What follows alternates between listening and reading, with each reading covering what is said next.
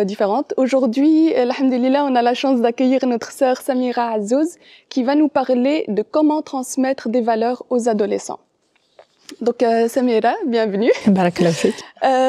Donc Samira, est-ce que tu pourrais commencer par te présenter un petit peu? Oui, alors donc je m'appelle Samira Azzouz, j'ai fait un graduat en psychologie et je travaille dans un centre pédagogique avec des enfants, des adolescents. Et on accompagne également des parents dans tout le processus d'éducation. Et à côté de ça, j'accompagne des ados à la mosquée de Mouhajirine à Ixelles. Et d'ailleurs, lorsqu'on m'a proposé d'aborder ce thème, je m'étais dit que la merveilleuse façon de pouvoir l'aborder, c'était de pouvoir la préparer avec des adolescents. Et donc, on s'est posé ensemble, on a questionné le thème, on a réfléchi le thème ensemble, et ils m'ont tracé un peu le chemin et les voies un peu les axes, en tout cas, à essayer de développer auprès de toi aujourd'hui. Donc voilà, et du coup, je les remercie beaucoup parce que du coup, ça montre que la question de l'accompagnement de l'adolescent ne se fait pas par des adultes pour des adolescents, mais l'accompagnement va se faire, c'est-à-dire les adultes vont le faire en compagnie des ados, en restant connectés avec eux, avec leur réalité, et bien sûr, en n'oubliant pas de faire les mises à jour, parce que on peut pas aborder un thème tel que le thème de l'adolescence avec le regard de l'adolescence que nous avons pu vivre ou traverser lorsque nous l'étions. Il doit se faire avec la réalité du moment. La société évolue, les adolescents d'aujourd'hui ne sont pas les adolescents d'hier. Et donc, aborder ce thème en restant connecté avec eux, avec une petite mise à jour des adolescents en 2021, ça me semblait être pertinent. Donc voilà. Je trouve ça une très belle manière de préparer le thème, très original, et ça va sûrement nous apprendre pas mal de choses. Je voulais commencer avec une première question qui peut paraître très bête et très simple, mais qu'est-ce qu'une valeur? Alors, c'est une très très bonne question. Et en fait, lorsqu'on a préparé le thème avec les ados, bien on s'est posé et ensemble on a questionné, mais finalement c'est quoi une valeur? Et je pourrais, Salima, te renvoyer la question en fait. Est-ce que Salima, est-ce que tu parviendrais là comme ça à dire, tiens, pour moi, une valeur, c'est ça? Non, justement, c'est pour ça que je te posais la question. Pour moi, une valeur, c'est quelque chose avec laquelle j'ai grandi et que je ne serais pas exprimée avec des mots. C'est un concept assez... en fait, c'est tellement évident. Ça nous semble tellement évident. C'est un mot qu'on utilise au quotidien et finalement se poser un instant et dire, tiens, finalement, c'est quoi une valeur? Ça paraît... c'est un peu plus compliqué. En fait, lorsqu'on présente les valeurs, ça met en évidence les qualités humaines qui, à mes yeux, vont être très importants. Donc il y a différents types de valeurs. Tu as les valeurs humaines, tu as les valeurs éthiques, et puis on parle des valeurs morales ou étatiques. Alors c'est quoi la différence entre ces différents types de valeurs? Quand on parle de valeurs humaines, c'est les qualités humaines qui vont être pour moi les plus importantes, celles auxquelles j'adhère, et majoritairement, ce sont celles autour de laquelle l'ensemble des individus vont se rassembler. La valeur de la justice, la valeur de l'honnêteté, la valeur de l'équité, la valeur de l'entraide, la valeur de l'empathie. Il y a un ensemble, il y a un panel de plus de 200 valeurs répertoriées. D'ailleurs, les valeurs, mais quand on parle de valeurs, inévitablement, on va parler des besoins qui sont liés. Donc, si je porte des valeurs, c'est que pour moi, il y a des choses qui sont tellement importantes pour moi que que je ne peux pas... il y a des choses sur lesquelles je ne vais pas pouvoir passer. Et souvent, quand on se dit, tiens, comment est-ce que je fais pour me questionner, c'est quoi les valeurs qui, à mes yeux, sont les plus importantes? Tu sais, Salma, ce qu'il faudrait faire, c'est essayer de réfléchir dans ton quotidien, les choses qui vont t'exacerber le plus, des choses qui vont t'énerver le plus. Tu vas être soumis à des situations qui vont pouvoir te mettre en colère. Et à ce moment-là, questionne-toi, mais là, à l'intérieur de moi, qu'est-ce qui est en train de se passer? Exemple, tu serais dans une situation où tu verrais quelque chose d'injuste. Alors t'en as, ça va les déranger un peu. Et puis on a, ils vont littéralement perdre le contrôle d'eux, se mettre en colère, être dans des émotions très fortes, etc., très vives. Et là, on va savoir que c'est parce qu'on a été touché à quelque chose de très très important pour lui.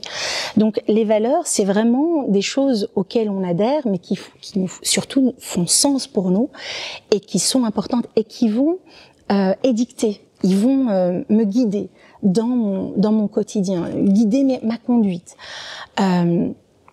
J'aime l'image du gouvernail pour parler des valeurs. Alors, le gouvernail, c'est ce qui va permettre de pouvoir guider un bateau. En tout cas, amener le bateau à prendre le large et arriver à bonne destination.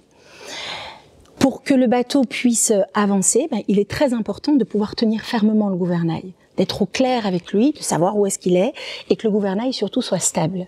Et donc de pouvoir le tenir, et que les eaux soient calmes, ou qu'à un moment donné la tempête se lève, les mains doivent constamment rester sur le gouvernail pour pouvoir avancer. Et que même si on vit des moments difficiles ou compliqués, rester fermement attaché au gouvernail, c'est ce qui va nous assurer le plus de sécurité.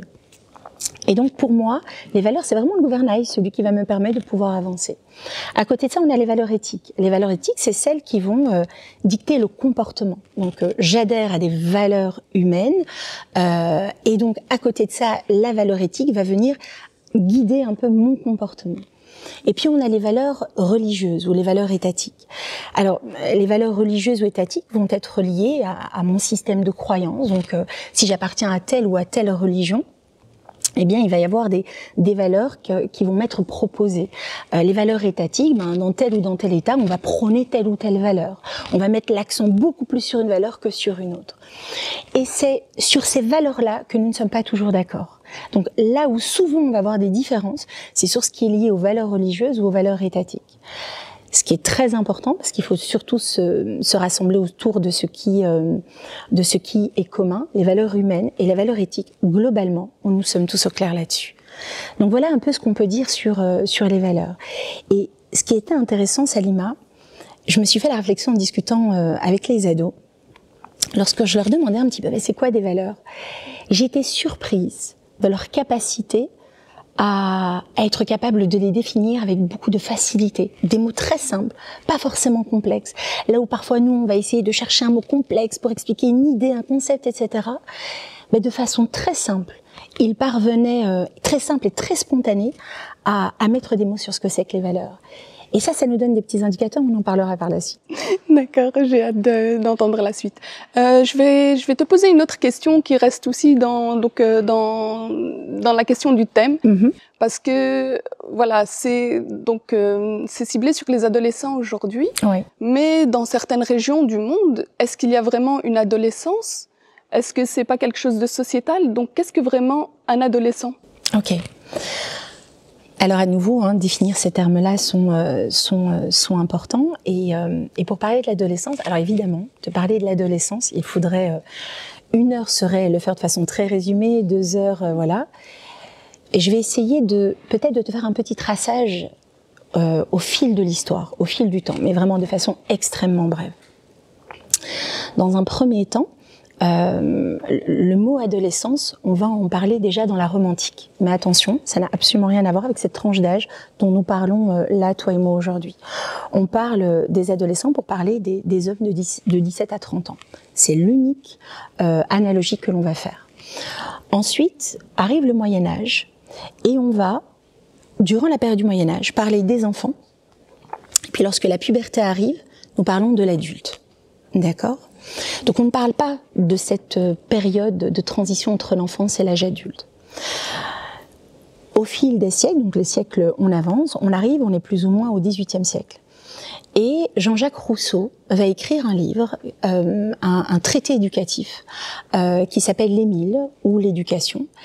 Et il va, et là ça va être innovant, il va parler des différentes tranches, classes d'âge et dans la vie d'un homme et de ce qui serait intéressant d'aller stimuler ou la façon de dont on va accompagner cet enfant qui grandit jusqu'à l'âge adulte. Et alors on a différentes classifications de 0 à 2 ans, de 2 ans à 12 ans, de 12 à 15, de 15 à 17 il me semble, et puis nous parlons de l'âge adulte. 1789, Révolution française. Donc, il y a la révolte, les gens vont se faire entendre. Et ce qui va se passer, c'est que la jeunesse va commencer à descendre dans les rues et va prendre place dans les rues de façon forte, de façon affirmée, parfois avec beaucoup de force et de violence. Et tout doucement, la jeunesse va incarner quelque chose. Il y a des mots tels que il nous semble être violent, il nous semble être dangereux. Donc il y a une perception comme ça de cette tranche d'âge où on n'est pas forcément à l'aise. C'est véritablement au XIXe siècle que le thème de l'adolescence va arriver.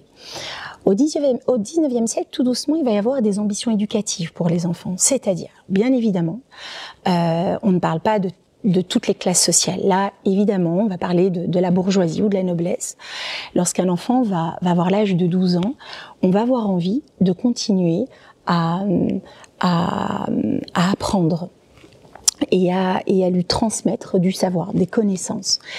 Et donc, ce jeune garçon ou cette jeune fille, alors là au début on parle beaucoup du jeune garçon, il va suivre des cours. Et donc du coup l'adolescence va être associée à l'âge de classe. Et donc du coup c'est le moment où il va être formé. Et au fil du temps, cette tranche d'âge, donc l'âge de classe, va commencer à s'étendre et va commencer à s'élargir. Et du coup, l'enfant à 12 ans ne va plus aller travailler. Il va du coup devenir dépendant de ses parents. Et donc cette notion de dépendance va, comme je disais tout de suite là, va s'étendre et va arriver jusqu'au XXIe siècle où voilà, on parle même un peu de l'effet Tanguy où à un moment donné, ben voilà, il y a même des adultes qui vont revendiquer le titre de moi je suis un adolescent, c'est-à-dire certes pour la société je suis un adulte, mais non je suis encore un adolescent, je veux le revendiquer. Donc on voit bien que c'est quelque chose qui évolue étymologiquement parlant. Lorsqu'on parle de l'adolescence, étymologiquement parlant, nous sommes en train de parler de ce qui évolue et de ce qui est en train de croître et de grandir. Donc voilà. Aujourd'hui, on parle de cette phase de transition, durant laquelle un ensemble de métamorphoses vont arriver. Métamorphose biologique, métamorphose identitaire. Il va continuer à construire son identité sous une autre forme. Et il n'y a pas la définition type de ce qu'est l'adolescence. D'abord parce ça dépendra aussi de la société dans laquelle on est. Parce que dans ta question, tu étais en train de dire, mais voilà, est-ce que dans les 4 coins du monde, on parle de l'adolescence? Si nous prenons le tiers-monde ou le quart-monde, allons-nous parler de cette phase de transition où l'enfant est en crise identitaire et il se questionne sur la vie, sur les choses, etc. A-t-il le temps, en fait, de se poser ces questions-là?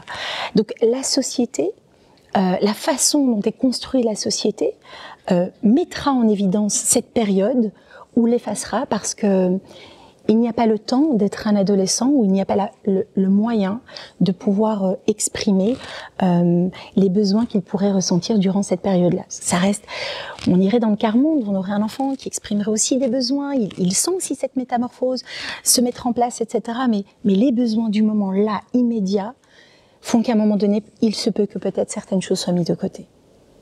Voilà. Merci beaucoup pour tes explications. Et maintenant qu'on a parlé des valeurs et ensuite de l'adolescence, la question que je me pose maintenant, c'est mais qui a ce rôle de transmettre les valeurs aux adolescents? Alors, de prime abord, on aurait tout de suite envie de dire, les parents, c'est papa et maman, de prime abord. Et pourtant, il faut élargir le champ. Alors effectivement, les parents sont au premier plan. D'accord, ils ont la responsabilité de leurs enfants et au premier plan, ils vont vivre au quotidien avec leurs enfants, ils vont les accompagner du mieux qu'ils peuvent. Ok ? Mais il serait illusoire de croire qu'ils sont les seuls. C'est-à-dire, accompagner, donc lorsqu'un enfant est accompagné, et surtout là dans la question qui nous rassemble aujourd'hui, c'est qui va transmettre ces valeurs. En fait, l'enfant ou l'adolescent va observer le monde. Dans les premières années de sa vie, il va regarder le monde à partir de 2 grands piliers. Et les 2 grands piliers, c'est maman et papa. Comment papa et maman rencontrent le monde? Comment apprivoisent-ils le monde? Comment rentrent-ils en relation avec l'autre? Comment réagissent-ils dans telle ou dans telle situation? Donc ils observent. Mais attention, l'enfant, il ne vit pas dans un vase clos. Il va à l'école. Et donc son institutrice, dans sa façon de rencontrer le monde, dans sa façon de rentrer dans le lien, dans sa façon de gérer une problématique, est aussi également en train de lui transmettre des informations. Il va y avoir cet enfant qui peut-être va aller suivre des cours sportifs, ou bien va aller à l'académie de musique, ou il va aller dans l'une ou l'autre activité, ou au scout par exemple. Et il va également recevoir de la part de l'adulte un ensemble d'informations. Et donc, en fait, en d'autres termes, la question de comment transmettre les valeurs aux adolescents n'est pas une question qui doit susciter uniquement l'intérêt des parents, mais c'est une responsabilité sociétale. Ma façon à moi d'être dans un bus et de réagir face à une situation, ma façon à moi de l'accompagner dans une classe, ou ma façon à moi d'être dans tel ou dans tel contexte, comment dirais-je, me fera transmettre des informations à l'enfant qui est en train de grandir et à l'adolescent qui est en train de se construire.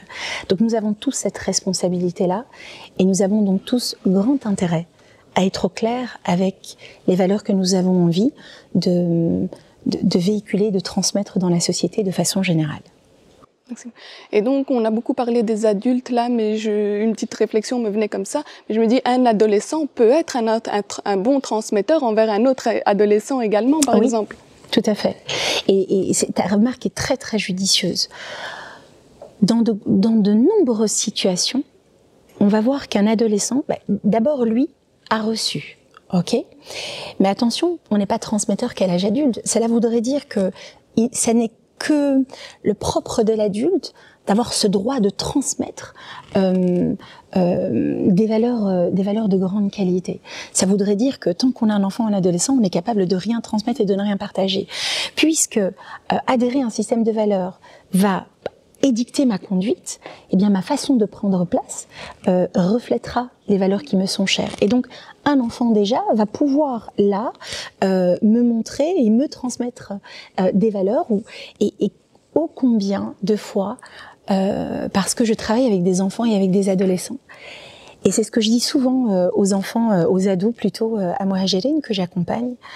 Et je leur dis souvent, et c'est important pour moi de le leur dire, et je ne le leur dis pas parce que je veux les accompagner au mieux et vouloir passer la pommade, je le leur dis parce que lorsque je l'exprime, c'est véritablement sincère.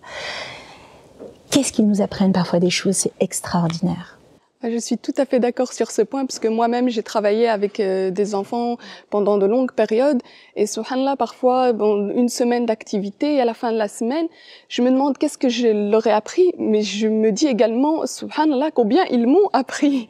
Et parfois, au travers de valeurs qu'ils ont montrées lors de cette semaine, je me dis, subhanallah, comme quoi la transmission se fait souvent des deux sens. Elle se fait effectivement dans les deux sens. La façon dont on travaille avec un adolescent, soit on va prendre une position haute, je suis l'adulte, et moi je t'apprends, et toi tu dois réceptionner, et tu dois retenir pour pouvoir appliquer plus tard lorsque tu deviendras un adulte. Cette position haute, elle n'est pas intéressante. Pour aller rencontrer un enfant, pour aller rencontrer un adolescent, ce qui est intéressant, c'est de quitter la position haute et descendre en position basse, et se mettre à son échelle. Parce qu'à ce moment-là, on va être aussi dans une posture où on réceptionne. Et quand l'adolescent va, ou l'enfant va dans le partage, parfois elle est pointée du doigt à quelque chose où on n'a pas été très au clair avec l'une ou l'autre valeur, ou que lui, dans sa façon d'être, il va montrer, il va incarner une valeur, eh bien, soit il nous l'enseigne, soit il nous le rappelle. Parfois, on peut se perdre aussi. Parfois, on peut oublier l'une ou l'autre valeur. Et notre regard, à nous, en regardant cet enfant ou cet adolescent qui est en train de partager avec nous quelque chose de très très beau, eh bien, notre regard, il s'enrichit. Et ça nous permet de pouvoir nous aussi nous remettre en question, nous re-questionner. Et donc, oui, à côté, et c'est pour ça que j'ai dit une responsabilité sociétale. Tout individu qui va constituer la société. Alors bien sûr, il y a des responsabilités que les adultes vont beaucoup plus porter que les ados ou que les enfants, mais les ados et les enfants aussi vont avoir leur part de partage. Donc oui. Donc Samira, maintenant il y a une autre question qui me vient à l'esprit, c'est comment et quand va se faire ce travail de transmetteur en fait? Ok. Le travail de transmission, tu vois, le thème c'est comment transmettre les valeurs à nos adolescents. Et en fait, il serait illusoire de croire que c'est au moment de l'adolescence, uniquement que cela va se passer. Le travail de transmission de valeurs, il va commencer beaucoup plus tôt. Lorsque tout doucement, l'enfant va voir le jour, donc il va prendre place dans le monde, il va être, c'est ce que je disais tout à l'heure, un observateur. Et il va réceptionner ce que nous allons lui envoyer, ce que nous allons lui transmettre, comme il va avoir un ensemble des signes, ma façon d'être, de prendre place, comme je le disais tout à l'heure, ma façon de réagir, etc. Et du coup, ça va nous demander à nous, dans un premier temps, en tant qu'adulte, et quel que soit l'adulte, le papa, la maman, l'oncle, la tante, le grand-père, la grand-mère, le professeur, l'instituteur, l'éducateur, d'abord de se mettre au clair. Le fait que nous sommes les adultes, nous avons la responsabilité, d'abord, de pouvoir être au clair avec nos valeurs et de se dire, ok, est-ce que d'abord je suis au clair avec ce qu'est une valeur et mon système de valeurs à moi? Mais quel est mon système de valeurs? Est-ce qu'un jour on s'est déjà posé en se disant, ok, alors pour moi, ça c'est vraiment très très très important. Et ça aussi c'est également très très très important. Et on va comme ça lister. On va avoir une liste de valeurs qui vont m'être propres, qui vont m'être très chères. Mais il peut y avoir deux postures à ce stade-là. Soit j'ai un système de valeurs, donc ok, je suis au clair avec les valeurs que j'ai envie de transmettre, mais il va y avoir les valeurs ici, et moi à côté. Et pas forcément avec un lien. Et vous savez ce qui va se passer là? Tu sais ce qui va se passer là? Il va y avoir une discordance. Il y a quelque chose qui va sonner faux. Et les enfants et les adolescents, ils ont une très très très très grande faculté à aller à sentir ce qui est authentique de ce qui ne l'est pas. Jouer un jeu, ça va, à un moment donné, ça va sonner faux. L'enfant va avoir besoin d'authenticité. Et si moi, j'ai des valeurs ici, mais que je ne les incarne pas, ça veut dire que j'ai ma façon de prendre place dans le monde, mais qui n'est pas en concordance avec les valeurs qui sont censées être importantes pour moi, il va y avoir vraiment une discordance et mon rôle de transmission ne se fera probablement pas de la meilleure des façons. Bien sûr, c'est important de préciser. Et là, cette notion-là, pour moi, elle est importante. Attention, nous ne sommes pas infaillibles. Nous sommes des êtres humains et nous ne sommes donc pas parfaits par définition. Nous avons le droit à l'erreur. Parce que l'enfant, il est singulier, parce qu'il est unique, nous avons le droit et que la rencontre avec un enfant ou un adolescent sera à chaque fois une rencontre nouvelle. Et donc, bien sûr que je vais pas être au top tout le temps. Il y a des jours où les eaux sont calmes, il y a les jours où la tempête se lève, il y a des jours où je suis tellement en connexion avec moi, je suis au clair avec moi, que j'arrive à être en concordance avec mes valeurs. Il y a des jours où ça va moins bien. Et ça, on doit pouvoir également accepter que oui, des erreurs de parcours vont se faire. Souvent, les parents, ils parlent de fautes. Je fais des fautes, je fais mal, etc. Et il n'est pas question de donner des points. Tu fais bien ou tu fais mal. On est en perpétuelle évolution. L'univers est en évolution. Il est en expansion perpétuelle. Le monde est en évolution. Même les montagnes. Les montagnes vont évoluer au fil du temps. Que dire alors de l'être humain? Nous allons nous-mêmes également évoluer. Donc, ça va nous demander, en fait, de nous questionner. Et s'il y a des choses sur lesquelles on était un petit peu moins au clair, eh bien, par la présence d'un enfant ou par la présence d'un adolescent, c'est une invitation à aller faire un travail sur moi. Et donc, c'est tout bénéfice. C'est tout bénéfice. Encore faut-il pouvoir en être conscient, tout en acceptant que nous allons faire des erreurs de parcours, et ils font partie du processus. Pas de réussite sans échec. La situation où on sent qu'on a moins bien fait est important et va nous aider à forger notre façon d'accompagner l'autre. Donc voilà. Mais il va y avoir cette posture. Il y a les valeurs et moi à côté. Et le truc, c'est d'essayer de faire en sorte que il y a quelque chose qui se met en place là. Et je commence à m'aligner avec elle. La deuxième posture, c'est celle-ci en fait. C'est je suis au clair avec mon système de valeurs et j'ai fait un travail. Ça veut dire que avec le temps, j'apprends à essayer de faire en sorte que ces valeurs, elles guident de plus en plus mon comportement. Si bien que je me sens ancrée. Et du coup, mes valeurs, elles vont s'exprimer de façon très automatique. Ça va être des réflexes. Et là, il y aura de l'authenticité. Et là, le jeune va être cohérent. Vous savez, c'est un petit peu... j'entendais l'anecdote d'un enfant. On reprenait un enfant, c'était un psy qui avait repris un enfant parce qu'il frappait sa sœur. Et il disait, mais on pourrait prendre cette anecdote-là en parlant d'un enfant qui aura dit un mot vulgaire, où il y aurait tellement d'exemples analogues à prendre. Mais pourquoi est-ce que tu frappes ta sœur? Et puis il disait oui, c'est vrai, c'est pas bien. Voilà, il questionnait le fait d'être violent vis-à-vis de sa sœur. Il dit, moi j'ai quelque chose à dire. Moi aussi j'aime pas que mon papa me frappe. Et donc du coup, il était là en train de dire, ok, on me dit que je peux pas frapper, mais concrètement, comment est-ce que l'on agit vis-à-vis de moi? Et donc, il va relever, l'enfant et l'adolescent vont relever parfois les choses où on n'est pas forcément clair. On pourrait dire la même chose, le parent qui va exploser de façon phénoménale parce que son enfant se mettait à crier. Le parent va reprendre son enfant de façon extrêmement vulgaire parce que l'enfant a été vulgaire avec sa petite sœur. Et c'est là où on parlait de discordance tout à l'heure. Par contre, être aligné, c'est important. Il y a une phrase qui dit, Thomas d'Azembourg dans un livre disait, l'enfant n'écoute pas ce que l'on fait. Et l'enfant n'écoute pas ce que l'on dit. L'enfant, il écoute ce que l'on est. Ok? Et je trouve cette phrase très belle. Il va pas écouter ce qu'on est en train de faire, parce que c'est peut-être jouer.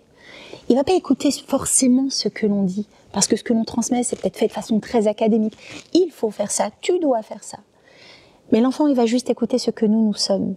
Et dans la façon d'écouter ce que nous sommes, et si nous, eh bien, on a fait ce travail d'être au clair et d'essayer d'être le plus aligné, pas d'être aligné, parce qu'on tend vers les valeurs. On peut pas un jour dire, ok, moi je prétends avoir toutes les valeurs ancrées en moi, c'est bon, c'est ok. Non, je tends vers elles. Mais l'enfant va sentir que vraiment je suis dans quelque chose où j'essaie d'être le plus aligné avec mes valeurs. Alors là, l'éducation et le rôle de transmission se fait. J'ai une petite anecdote par rapport à ça, spontanément. C'est une situation que moi j'ai vécue sur mon lieu de travail. Voilà, c'est un très très bel exemple. Je prends par exemple une valeur qui, par exemple pour moi, est extrêmement chère, c'est la valeur de la justice. Pour moi, c'est extrêmement important. Et voilà, c'est mes cellules qui vibrent quand je suis observatrice de quelque chose d'injuste, etc. Et souvent, dans ma façon d'accompagner les enfants ou les adolescents, dans l'un ou l'autre contexte, c'est quelque chose que j'essaie de verbaliser. À côté d'autres valeurs, j'exprime. Voilà, pour moi, c'est important parce que il y avait un enfant dans la structure qui faisait beaucoup de bêtises et qu'il fallait souvent reprendre et accompagner et qui faisait souvent les mêmes choses. Un jour, parmi les choses sur lesquelles j'avais un rendez-vous avec lui, je devais le rencontrer et une élève de son groupe vient me voir en me disant, tu sais, voilà ce qui s'est passé dans la rue, voilà ce qui s'est passé dans la rue, voilà ce qui s'est passé dans la rue. Mais c'était tellement à l'image de ce que j'avais vu, de ce qu'il avait pu produire, qu'à aucun moment, je n'ai pensé à aller vérifier cette information-là. Donc quand je rencontre ce jeune garçon, qui est grand maintenant, il y a quelques années de ça, quand je rencontre ce garçon, donc on discute des différents points pour lesquels je devais le voir, et puis j'aimais ce point. J'en parle avec lui, et puis voilà, le rendez-vous est terminé, il part. Moi, je suis toujours au travail, 3/4 d'heure après. Et là, j'ai trouvé ça juste fabuleux. 3/4 d'heure après, cet élève de 6e, ce jeune de 6e année primaire arrive et me dit, Samira, il faut que je te parle. Alors moi, je suis étonnée parce que je sens qu'il a une posture complètement différente.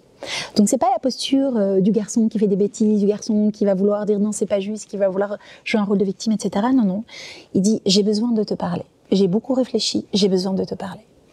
Et je sens qu'il a un ton très solennel. Et je lui dis, ben vas-y, installe-toi, je t'en prie. Je sens tout de suite que voilà, il y a une petite pépite qui va sortir, mais je sais pas ce qui va sortir. Bon, avant la pépite, j'ai reçu une petite claque. Et l'enfant me dit, tu vois Samira, sur tous les points que tu avais abordés, moi j'étais ok avec toi. Mais sur le dernier point, là t'as fait une erreur. Parce que t'as pas été vérifiée. Et tu vois Samira, la vérité c'était pas ça. Alors déjà, moi, je reçois une claque parce que je me dis, mon Dieu, mais qu'est-ce que j'ai fait? Alors, c'est là où je dis, on tend vers nos valeurs. Et même si elles sont importantes, si elles nous sont chères, il y a des moments où, voilà, on va pas toujours être très au clair avec ça. Donc d'abord, je reçois une claque, mais en même temps, tout de suite, la petite voix me dit, waouh, il y a la possibilité là, ok, j'ai peut-être pas été toute juste sur cette valeur-là, mais il y a moyen d'aller partager avec lui quelque chose. Donc je le laisse parler. Et il partage avec moi, et puis à un moment donné, il me dit... Donc il termine son explication, je hoche la tête, je ne parle pas, je réceptionne ce qu'il me dit, je prends le temps de l'écouter et de donner beaucoup d'importance à son propos. Et lui, il continue à avoir cette posture très solennelle. Et je vais le regarder droit dans les yeux, je vais lui dire, tu as tout à fait raison. Effectivement, j'aurais dû aller vérifier cette information. Je te demande pardon. Et là, ce qui se joue à ce moment-là, c'est que ce garçon de 6e année primaire, qui va tout doucement rentrer dans l'adolescence, va voir qu'un adulte va devoir se remettre en question. Et là, c'est un enjeu pour moi. Soit je suis touchée dans mon ego et je me dis, ah non, et je suis désolée, ceci et cela. Soit à un moment donné, je me dis, c'est un moment là où il est en train de m'apprendre à moi quelque chose. Et moi, je suis aussi je suis dans du partage. Donc, le moment est juste délicieux. Donc, je m'excuse, je lui demande pardon. Je le remercie aussi d'être venu, d'avoir fait cette démarche-là. Et l'enfant repart, mais très grand, souriant, les yeux pétillants. Et je me dis, waouh, le moment était magnifique. Donc, spontanément, tu sais, quand je préparais, je préparais ma réflexion, spontanément, cet exemple m'est venu à l'esprit. Un adolescent, alors ta question, c'était quand et comment? En fait, un adolescent, ce que l'on va faire avec un enfant et un adolescent, c'est un peu le principe, si je devais donner une image, le principe d'une graine que tu vas aller mettre dans la terre. Alors attention, je mets une graine dans la terre, déjà c'est une période bien précise, ok, donc il y a un temps, il y a une terre aussi que je vais choisir, puis je dois aussi apprendre à respecter le rythme de cette graine. Il y a le facteur météo aussi qui va intervenir. Donc il y a un ensemble de paramètres qui vont faire que il y a une graine qui va germer beaucoup plus rapidement qu'une autre. Parfois des parents ou des professeurs ou des éducateurs vont voir des ados ou des enfants, mais vraiment être très différents. Et on pourrait même parfois se dire non, mais là en fait ces enfants-là, ok, là c'est gagné avec eux, parce qu'on sent que ça a pris tout de suite. Puis il y en a pour qui le rythme est différent. Il va moins prendre, moins vite prendre.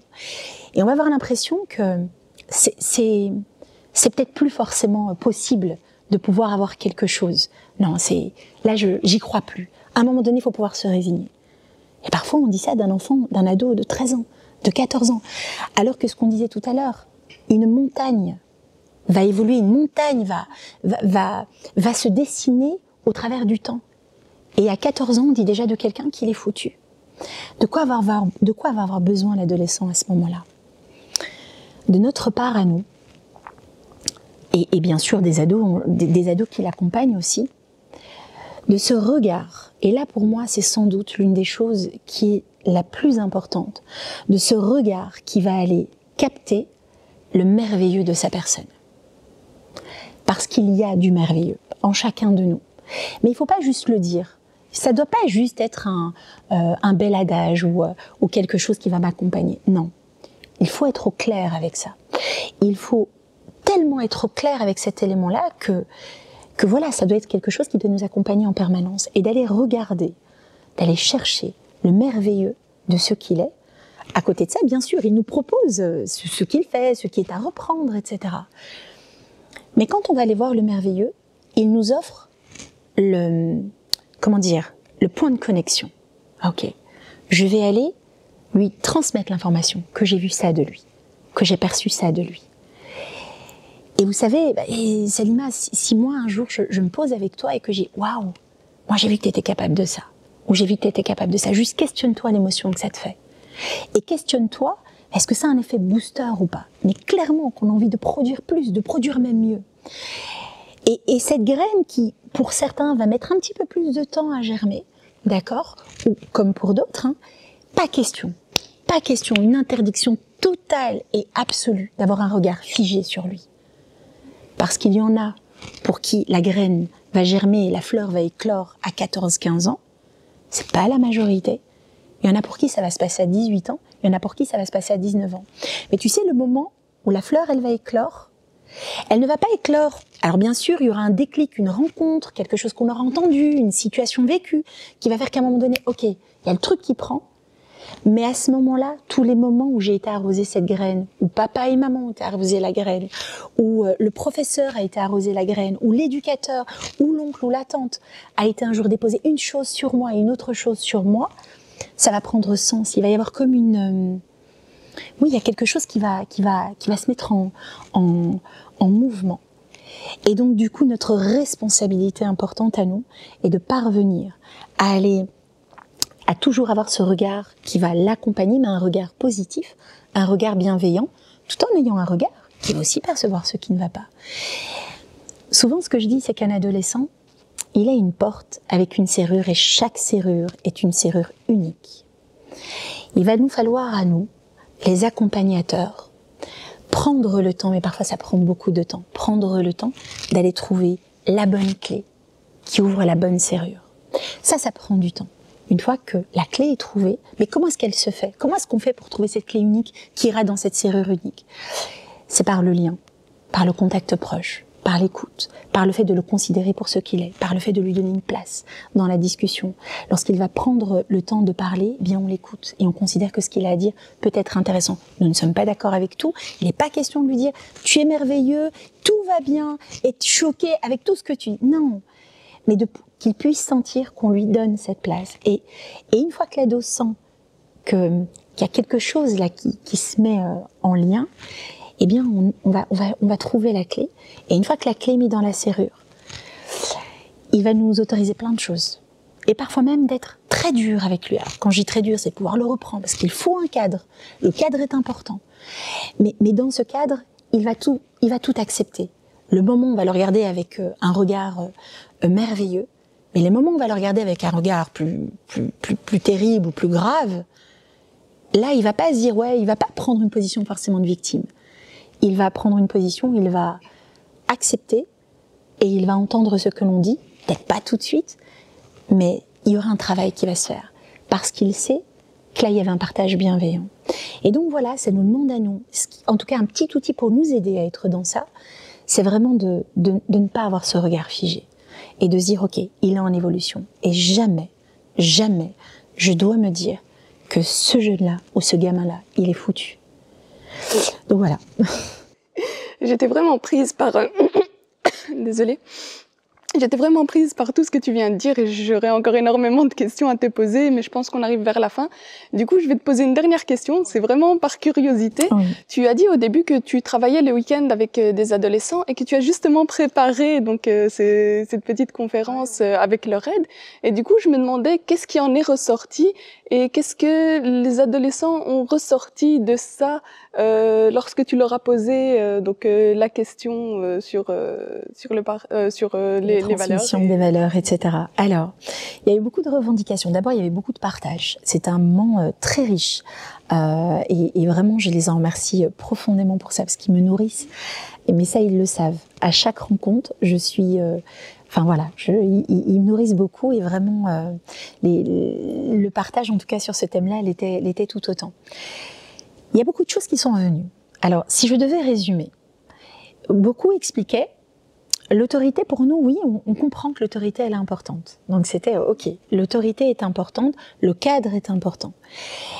Et puis, il y avait l'un ou l'autre adolescent qui disait, mais tu sais, si on nous partage, si on essaye de nous transmettre les valeurs en nous disant, tu dois faire ça, c'est comme ça et pas autrement, tu dois refaire telle ou telle chose, et c'est comme ça et pas autrement, ça nous va pas. Si le partage ou l'accompagnement se fait avec de la violence, de l'agressivité, ben nous on se braque, on se ferme. C'était Françoise Dolto qui parlait du complexe du homard, de ce petit homard qui, voilà, que quand il naît, ben il a une taille avec une carapace propre à sa taille, et puis tout doucement le corps grandit et la carapace elle va se craqueler. Et ce que va faire l'adolescent à ce moment-là, c'est que il est plein de fragilité, il va descendre dans les fonds marins le temps qu'une nouvelle carapace se forme. Donc à ce moment-là, il y a des moments où il est beaucoup dans l'enfermement, il va se refermer. Et ce qu'ils expliquaient, ce sont des moments où complètement on va se fermer.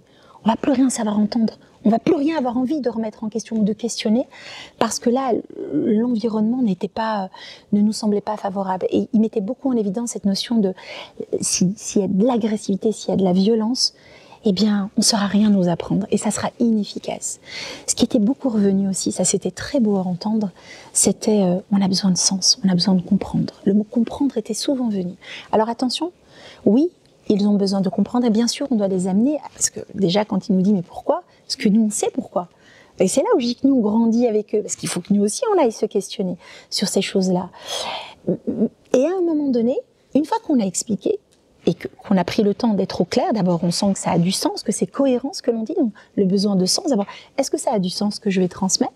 Et lorsque je vais le transmettre, alors bien sûr, il y aura des ados qui vont être des grands spécialistes à ça. Oui, et pourquoi, et plus s'arrêter. Donc une fois qu'on considère qu'on a amené, qu'on était dans le partage, qu'on a essayé d'expliquer du mieux que nous pouvons, oui, l'adulte est garant de ce cadre où à un moment donné, il va y avoir des règles qui vont devoir être suivies et même si c'est moins désagréable, même si c'est désagréable pour l'ado, eh bien ce devra voilà, c'est des choses qui ne vont pas pouvoir être gommées. Il y avait également le besoin de découvrir des choses et la notion du savoir est souvent revenue. Mais il disait attention, quelque chose d'académique, non. Quelque chose de très académique, comme si on nous récitait une leçon de mathématiques, ça va pas prendre. Il disait, tu sais ce que Samira en a besoin? On a besoin que les adultes nous expliquent, quand ils étaient ados, qu'est-ce qu'ils ont moins bien fait, c'est où qu'ils se sont trompés, c'est où qu'ils ont fait des bêtises, et qu'est-ce qu'ils ont tiré comme enseignement. En fait, ils expliquaient qu'ils avaient envie d'apprendre à partir de notre expérience à nous, à notre époque, d'accord ? Parce que c'est par l'expérimentation et par l'expérience qu'ils ont envie, eux, de pouvoir réceptionner des concepts plus abstraits en tout cas. Donc ça, c'est souvent revenu. Un élément aussi qui est revenu, la question du filtre. Ils ont beaucoup exprimé le fait qu'ils savaient qu'il y avait beaucoup d'influences positives autour d'eux, mais également beaucoup d'influences négatives. Et du coup, ce qu'ils expliquaient, c'est que le besoin pour eux, qu'on les accompagne à filtrer, en fait, avoir un esprit critique. Avoir un esprit critique et ne pas tout prendre tel quel. Je trouvais ça très fin, très riche, très intéressant. Et ce que j'ai trouvé très intéressant, c'est que quelqu'un, à un moment donné, prend la parole et dit oui, certes, on doit nous accompagner à avoir un esprit critique, effectivement, mais ne pas oublier non plus que nous avons une capacité d'analyse et que nous ne devons pas non plus avoir l'impression que nous devons tout réceptionner de ce qu'un adulte pourrait nous dire. Et là, ils étaient en train de me dire, on est conscient qu'il peut y avoir des adultes bienveillants, mais des adultes moins bienveillants. Et qu'à un moment donné, on a aussi notre petit gouvernail. On a appris des choses pendant notre enfance et pendant le début de notre adolescence. Et donc, on a ce petit gouvernail qui nous fera dire à un moment donné, là, il y a un truc qui va pas. Et ce qui était riche dans le partage, c'est de se dire, ok, et qu'est-ce qu'on fait quand à un moment donné, on sent qu'il y a quelque chose qui est moins cohérent, ou quelque chose où on sent que c'est un petit peu moins bienveillant de la part de l'adulte? Eh bien, c'est d'aller plonger, d'aller à la rencontre d'adultes qui incarnent pour nous la bienveillance et d'aller déposer. Et donc, du coup, voilà, il y a quelque chose, il y a un chemin là qui se traçait, qui se partageait avec eux. La conscience de ce qui se passe dans les réseaux sociaux, etc. Mais toujours en lien avec l'esprit critique, mais là, un esprit critique lié au numérique. Ils disaient que c'était vraiment le grand besoin du moment. Ils n'avaient pas besoin qu'on leur dise c'est interdit. Tu n'auras plus de Facebook, plus d'Instagram, plus de ceci, plus de cela. Parce que l'interdiction, la seule chose qui sera liée à l'interdiction, c'est qu'on fera d'eux des ados beaucoup plus rusés, qui trouveront d'autres moyens pour pouvoir connecter avec tous ces réseaux numériques, tous ces réseaux sociaux, etc. Par contre, il disait, on a peut-être besoin, sans doute, besoin d'être accompagnés pour pouvoir utiliser du mieux que nous pouvons les réseaux sociaux. Voilà un petit peu ce qui est ressorti, mais l'ensemble de mon propos d'aujourd'hui a été nourri par ce qu'eux ont pu partager avec moi. La dernière petite Je réflexion. te remercie infiniment, vraiment. Ça m'a touchée quand tu as dit que voilà, l'adolescent cherchait justement à ce qu'on l'accompagne, mais du coup, il y a aussi l'importance de la part des adultes de continuer à se former aux réseaux sociaux, à ce qui se passe aujourd'hui et de toujours être en phase avec les adolescents. Tout à fait. Tu sais, Salima, ma collègue, qui est souvent de très très bons conseils, lorsque nous avons commencé il y a quelques années à travailler ensemble, elle me disait, tu sais Samira, il va falloir vraiment écouter ce qu'ils écoutent. Il va falloir que tu écoutes la musique qu'ils écoutent. Il va falloir que tu prennes le temps d'écouter le texte. Il va falloir que tu regardes ce qu'ils regardent. Il va falloir que tu sois connecté avec leur réalité. Si tu veux les accompagner de la meilleure des façons, il faut que tu plonges dans leur univers pour sentir ce qu'ils sentent, percevoir ce qu'ils perçoivent, parce que ça n'est que comme ça que tu vas pouvoir, toi au mieux, sentir où se situent leurs besoins et pouvoir les accompagner au mieux. Et ça rejoint exactement ce que tu me disais.